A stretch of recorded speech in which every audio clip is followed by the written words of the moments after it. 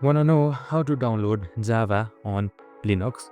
Well, no worries. In this video, I'm going to show you an easy step-by-step guide on how to do it. It's super simple, so let's get right into it. Now, first off, simply open up your favorite browser and simply type in Java 17 download on the search bar. Now, once I've done that, simply select enter. And once I've selected enter, right here you can see the first link. It says Java SE17 downloads. So simply select it. Now, once you're on the Java SE17 archive downloads, just simply scroll down. So the first one should be your Linux right here. So if it isn't, just simply scroll down until you see Linux.